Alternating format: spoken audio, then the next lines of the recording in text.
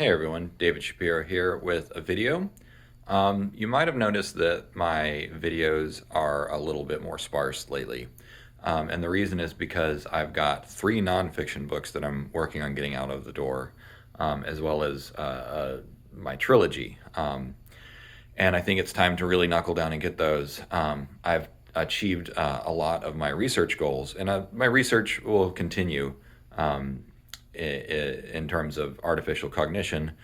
And that's actually one of the books that I'm writing. I'm also writing a book on philosophy and a few other things. So, anyways, the point of today's video is I wanted to talk about the difference between being multidisciplinary, interdisciplinary, and transdisciplinary. Um, so multidisciplinary, and I apologize if I get these definitions wrong. Multidisciplinary is when you have a team where every individual has one specialization and they all contribute to the same problem. Interdisciplinary is when you have disparate disciplines coming together to transform and create a new discipline, but it's still individuals. And then when you're transdisciplinary, it is when you as an individual merge many disciplines and then create something new. And so that's what I'm doing with artificial cognition. And so what I wanted to do was share my bookcase. So here on the top shelf, I've got all kinds of books on neuroscience, well, mostly neuroscience on this side. And then I've also got a whole lot of psychology and other aspects of the mind. So top shelf, I've got psychology and neuroscience and mental health. And I have read pretty much all the books, almost all the books on that shelf, with just accepting a couple here and there. My second bookshelf is, so here on the left, I've got social sciences and history. There's a few of these that I haven't gotten to yet, but I have also read most of these. And then I've also got business books. And then I've got some other random stuff here at the end. And I'll say that, psychology and neuroscience is, that's pretty obvious in terms of how it relates to creating artificial general intelligence or artificial cognition. And so, like, when you look at artificial intelligence from the perspective of, say, evolution and neuroscience and biology, it looks very different than when you look at it from the perspective of math and science and coding. Now, what's not reflected on this bookshelf is my 15 years of experience in technology. And so what I'm doing is I'm becoming a transdisciplinary inventor, I guess, in that I'm bringing 15 years of my professional experience with systems engineering, which is getting large, complex systems of networks and computers to communicate to produce outcomes. And that's exactly what I'm doing with artificial cognition. I'm viewing intelligence as a system, not as a monolith. And so you combine, social science and psychology and neuroscience and business and all my professional experience with that, and you get a different perspective. My third shelf is fiction. I've got a little bit more fiction over here. And I will say that fiction is important because fiction is a really great way to kind of fertilize your mind. But the other part of my bottom shelf, this is all about spirituality, philosophy, and mysticism.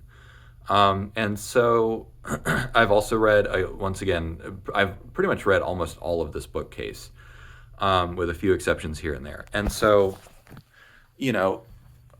one of the reasons that I'm writing a book on philosophy is because I am merging everything that I've learned about evolution and neuroscience and biology with everything that I've learned about philosophy, the philosophy of science, the philosophy of information.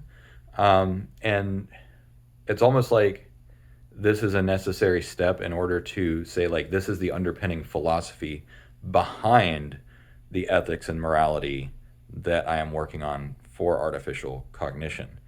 And there's this expansiveness that happens that I noticed was happening, because every time I would get to an impasse with designing artificial cognition and designing these systems, I was like, wait, I need to learn more about this, because for instance, with my core objective functions or the heuristic imperatives, it's like, okay, I had the intuition that, reduced suffering and increased prosperity and increased understanding was good, but I needed to back it up. Like, why? And so then, I went and read all kinds of books. Brain Trust by Patricia Churchland was a really good one.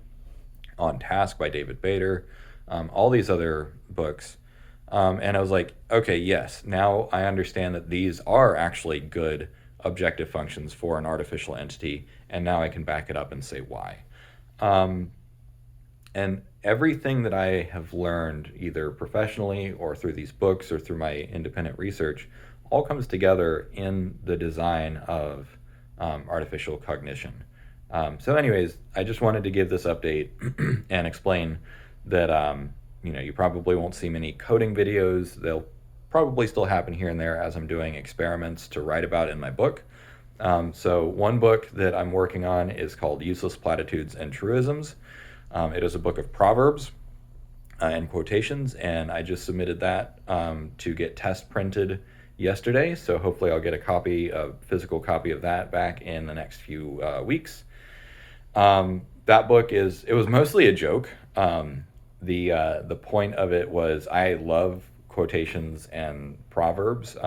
They serve as like little tiny verbal reminders of like how to live and how to solve problems. And so I scraped together about 500 or 600 different proverbs and quotations.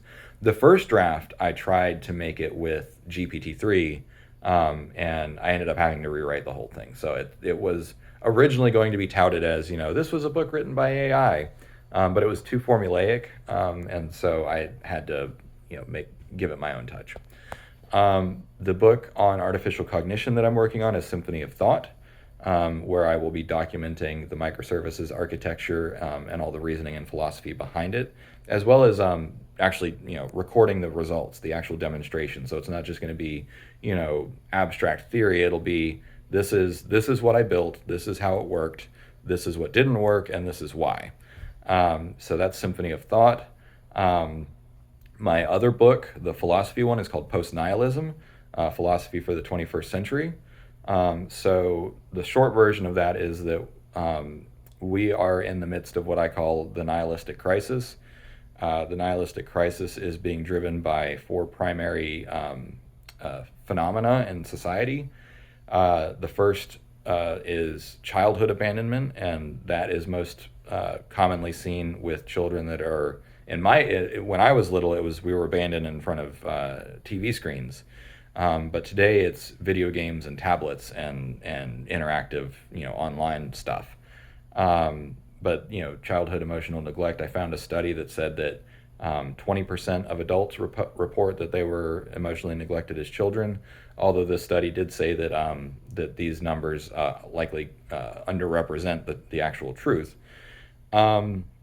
So that's childhood abandonment. The second driving force of the nihilistic crisis is social abandonment, which we see in all the complaints about like the anti-work movement and people that are feeling left behind because rent is unattainable, buying a house is unattainable, good jobs are unattainable. So those are all symptoms of social abandonment, where we're not looking out for each other anymore. The third driver of the nihilistic crisis is cosmic abandonment, which was caused or symptomatic of the rise of secularism.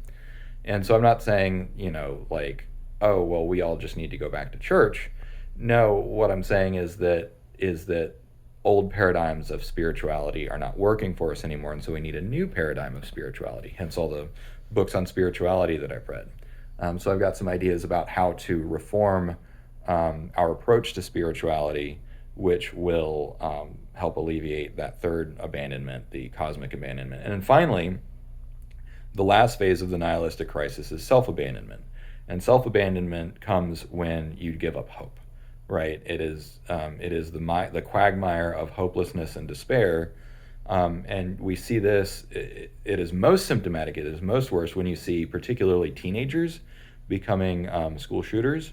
And that is a crisis of hopelessness, of I'm in pain and I don't see any relief, so I'm just going to share my pain. from a philosophical perspective, from a cultural perspective, and I know this is an oversimplification, right? Um, there are many reasons that mass shootings happen, and it's not just teenagers who commit them, but in general, from a philosophical perspective, that's kind of what I think is going on. And that is only one symptom. That is the most egregious symptom, but there are other symptoms of self abandonment. So, for instance, deaths from despair are on the rise, which is things like drug overdoses, alcoholism, and suicide are all on the rise. And part of that is self abandonment, where someone gives up hope and they don't see any purpose to their life. And so that is the nihilistic crisis, and that is the book that or post nihilism is the book that I'm writing that proposes how do we move past this on a philosophical and spiritual and intellectual level. But also, post nihilism is the underpinning philosophy behind my design of artificial cognition, and specifically the core objective functions, which I now call the heuristic imperatives, which is, once again, reduce suffering, increase prosperity, and increase understanding.